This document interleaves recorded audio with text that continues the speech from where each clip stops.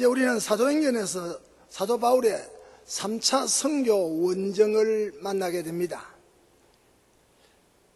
3차 선교 원정은 사도행전 18장부터 21장 26절까지의 기록입니다. 사실상 바울의 선교 마지막 여정이 됩니다. 1차 선교 원정과 2차 선교 원정 안에는 예루살렘 총회와 바나바와 결별 등 사건들이 있으면서 출발을 했습니다. 그러나 바울이 3차 선교 출발에는 아무런 장애가 없이 평온하게 떠나게 됩니다.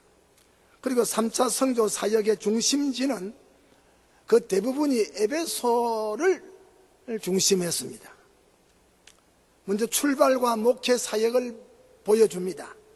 사도행전 18장 23절에 얼마 있다가 떠나 갈라디아와 부르기아 땅을 차례로 다니며 모든 제자들을 굳게 하니라 그랬습니다.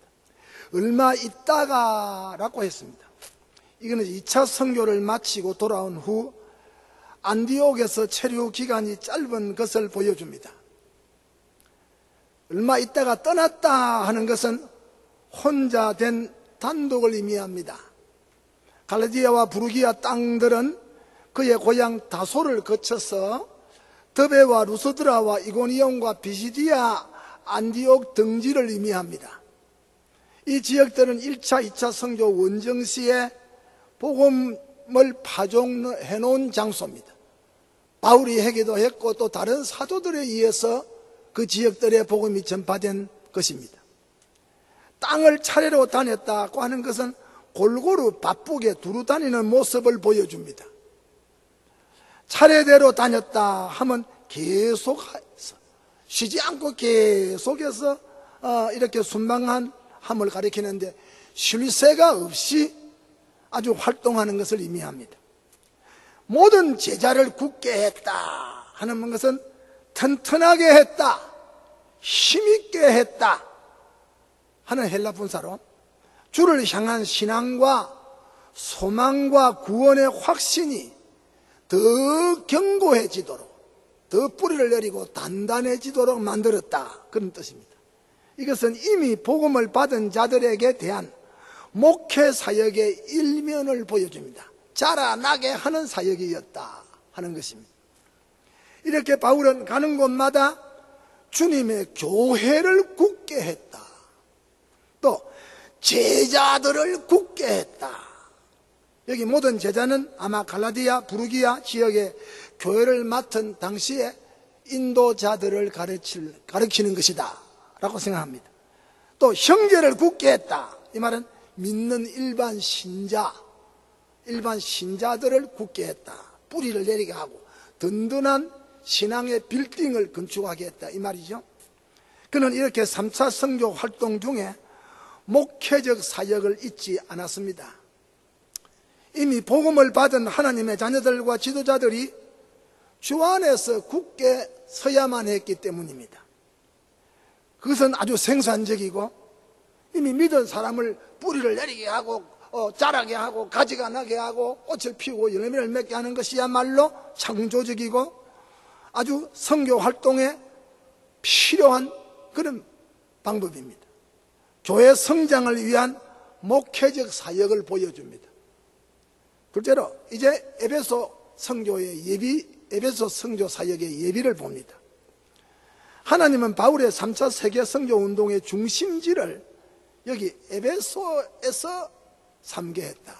그런데 바울이 에베소 사역을 본격적으로 하기 전에 아볼로와 브리스길라 부부를 통하여 상당한 예비 사역을 하도록 했습니다. 먼저 아볼로라고 하는 성경학자가 에베소에서 사역을 했습니다. 바울이 가기 전에. 아볼로는 알렉산드리아 출신의 유대인이었습니다. 24절에 보면 알렉산드리아에서 난 아볼로라 하는 유대인이 에베소에 왔다, 바울이 오기 전입니다. 당시 알렉산드리아는 북아프리카의 아덴처럼 헬라주의 중심지였습니다. 따라서 헬라주의와 유대주의가 서로 만나는 융합 지점이 여러분, 당시에 알렉산드리아 세계 3대 도시 가운데 하나였습니다. 그렇게 볼 때 아볼로의 성분을 우리가 감히 짐작할 수 있지요. 그가 에베소에 와서 사실상 바울이 오기 전에 바울 선교의 예비 사역을 하나님이 허락을 했다고 봅니다. 그는 학문이 많은 사람이었습니다. 24절에 이 사람은 학문이 많고라고 했습니다.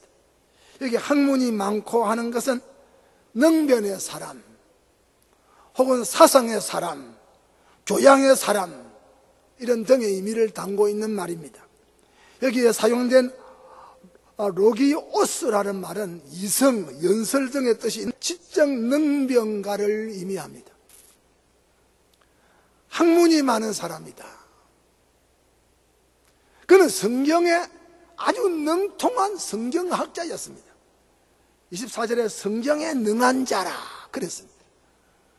이 말은 성경에 능력이 있는 사람이란 뜻인데, 성경 해석에 전문적인 힘, 성경 해석에 아주 힘 있는, 자신이 있는, 소신이 있는 사람이라, 그런 뜻입니다.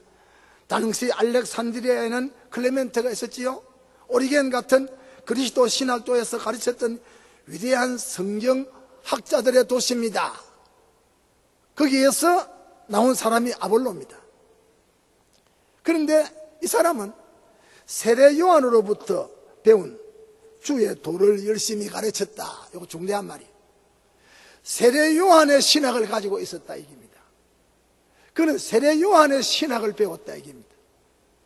그는 세례 요한의 신학 전공자였다 이 말이에요. 25절에 그가 일찍이 주의 도를 배워 세례 요한의 도입니다. 열심으로 예수에 관한 것을 자세히 말하며 가르치나 요한의 세례만 알따름이라. 요한의 세례만 알따름이라. 여기 주의 도를 배웠다는 것은 반복적인 학습을 가리킵니다. 세례 요한에게 계속해서 세례 요한의 사상을 배웠다. 자세히 그 도를 가르쳤다 하면 자신이 알고 있는 사실을 세밀하게, 소신 있게, 확신 있게 가르쳤다, 그런 뜻입니다.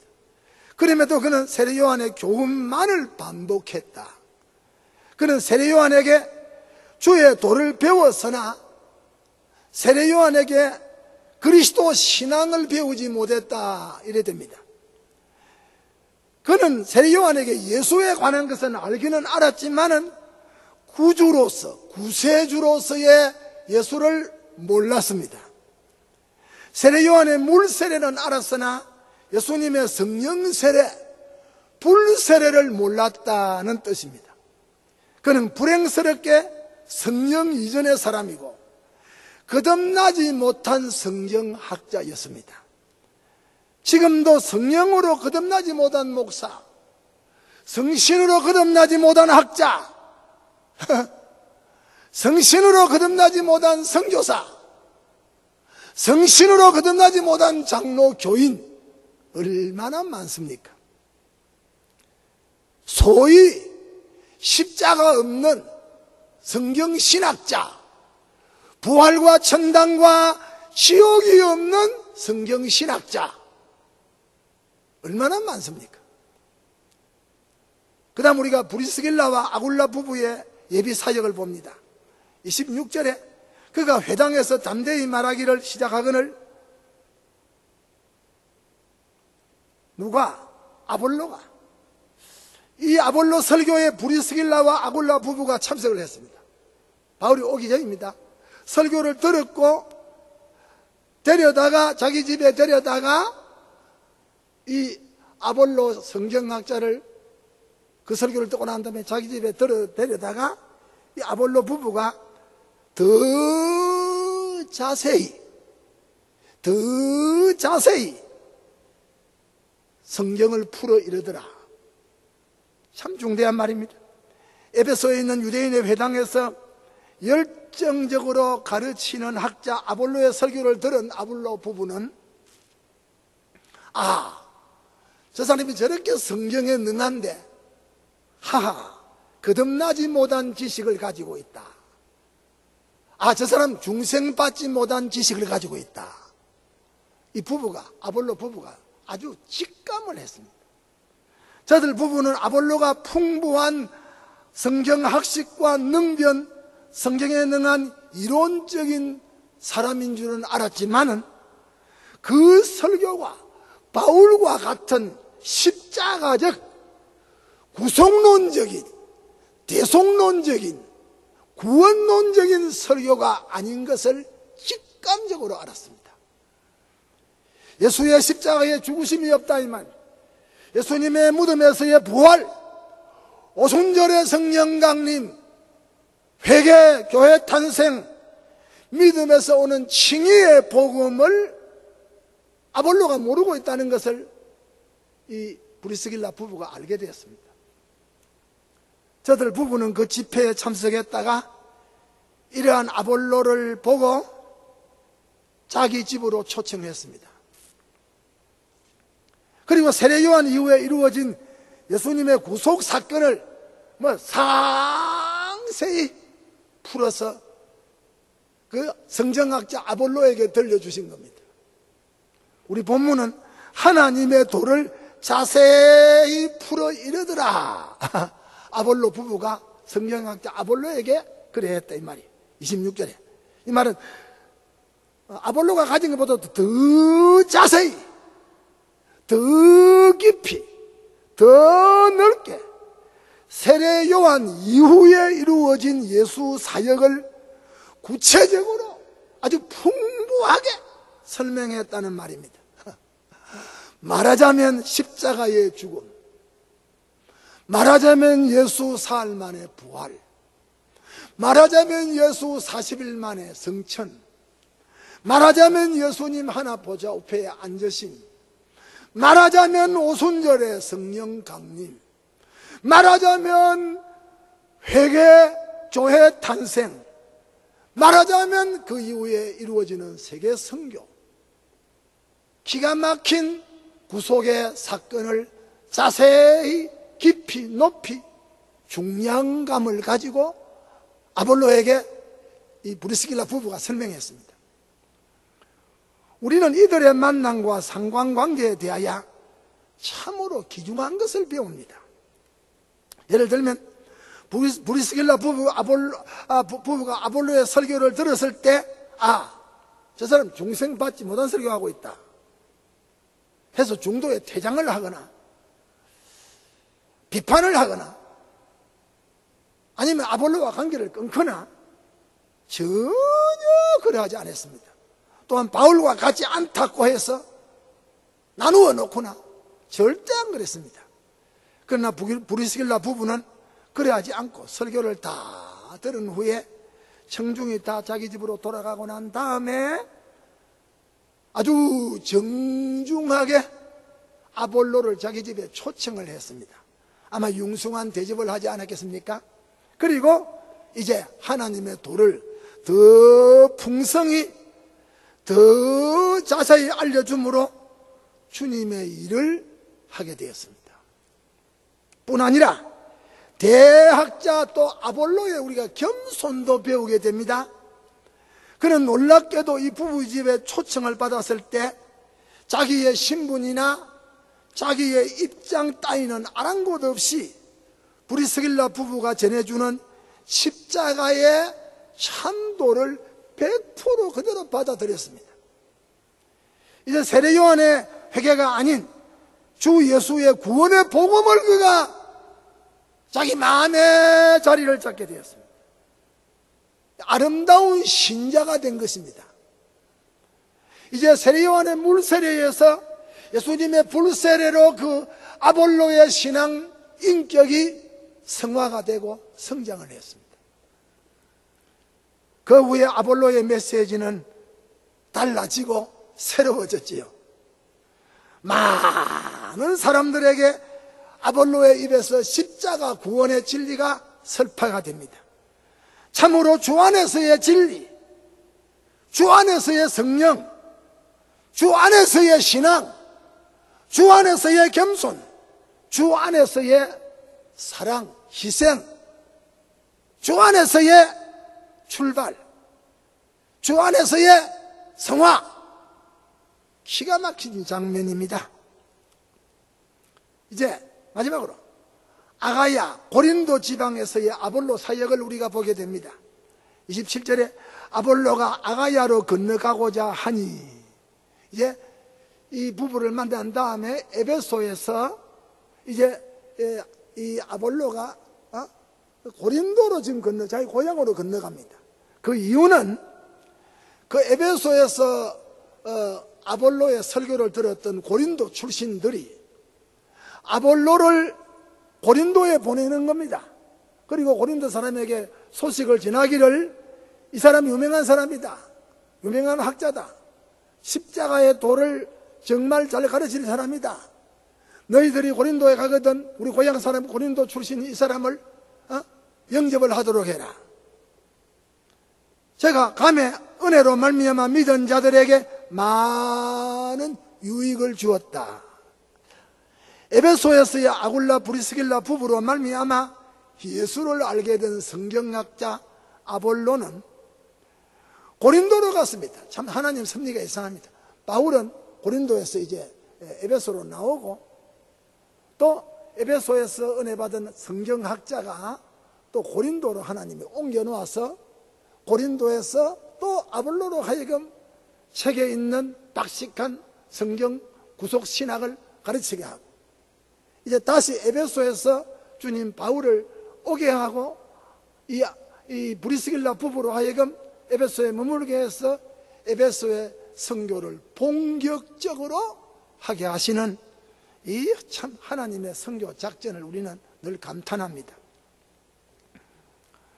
이것은 에베소에 살던 고린도인들이 아볼로에게 당신 우리들의 고향 고린도에 가달라 얘기입니다. 강청을 했습니다. 그리고 에베소에 살던 제자들, 고린도 신자들이 이 사람 아볼로를 영접해라, 대단한 사람이다 라고 소개까지 했습니다. 이게 아주 맞아 안성맞춤, 맞아 떨어지는 장면입니다. 고린도에 건너갔던 아볼로는 이미 바울을 통하여 복음을 받고 믿고 있던 신자들에게 이제 은혜 위에 은혜를 덧끼치는 그런 장면이 됩니다. 참으로 바울이 심었고 그랬지요. 아볼로는 물을 주었고 그랬지요. 하나님은 자라나게 하셨다. 고린도전서 3장 6절에 그런 성경이 맞아 떨어졌다 이거죠. 아볼로가 고린도에 건너가서 은혜를 끼친 방편은 성경입니다. 사도행전 18장 28절에 이는 성경으로서 성경 가지고 성경만으로 예수는 그리스도라고 증거하여 공중 앞에서 유력하게 유대인의 말을 이겨냈다. 유대인들도 구약 성경 아닙니까? 아볼로도 구약 성경 가지고 있지 않습니까? 그런데 성경 해석이 다르다 이거죠. 아볼로가 성경을 가지고 가르치는 구약 성경은 기독론적으로 가르칩니다. 메시아론적으로 가르칩니다. 십자가론적으로 가르칩니다. 유대인들은 율법적으로 가르칩니다. 하늘이고 땅입니다. 하늘이고 땅입니다. 십자가의 성경, 구약의 예언을 가지고 성경을 가지고 또 성경 가지고 있는 유대인을 이겼다. 예, 같은 구약인데 십자가가 있는 구약, 십자가를 가진 구약, 십자가를 예언한 구약을 가지고 할례만 가지고 율법만 가지고 자랑하는 유대인을 이겼다. 할렐루야.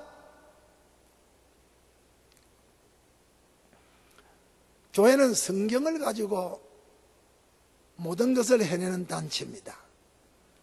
참 유감스럽게도, 아니 탄식스럽게도, 아니 괴롭게도 오늘 우리 한국 강단에 성경이 없습니다. 성경 한 구절 읽어놓고 온갖 것 다 끌고 옵니다. 온갖 이야기 다 합니다. 온갖 사람의 이야기 다 합니다. 온갖 좋은 이야기 다 합니다. 듣기 좋은 말같이 들립니다. 어찌 생각하면 도덕적인 설교를, 윤리적인 설교를, 또 대부분이 기복적인 설교를, 또 대부분이 행복의 설교를 가지고 완전히 강단을 페인트하고 맙니다. 페인트 칠러 합니다. 성경을 가지고 펼쳐놓고, 성경은 성경으로, 또 성경으로 끝을 맺어야 됩니다.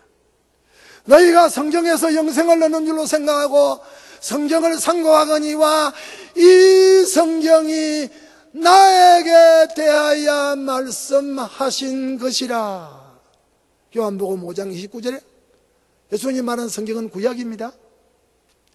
구약이 너희가 성경에서 영생을 얻는 줄을 생각하고, 구약 성경이 영생을 가르쳤다 이 말입니다. 성경을, 영생을 상고하는데 그 영생의 정체는 예수다. 나에게 대해서 말했다. 구약이 기독론입니다. 똑똑히 들으세요.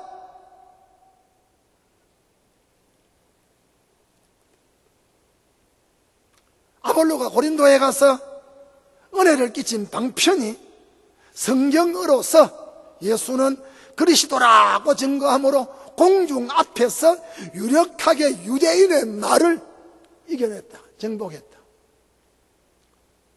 참으로 옛날에 알렉산드리아 학자 아볼로가 아닙니다. 저 에베소에서 세례요한의 신학을 가지고 성경을 가리키던 아볼로가 아니었습니다. 성경의 주제인 예수 그리스도를 중심한 그리스도 신학을 강론했습니다.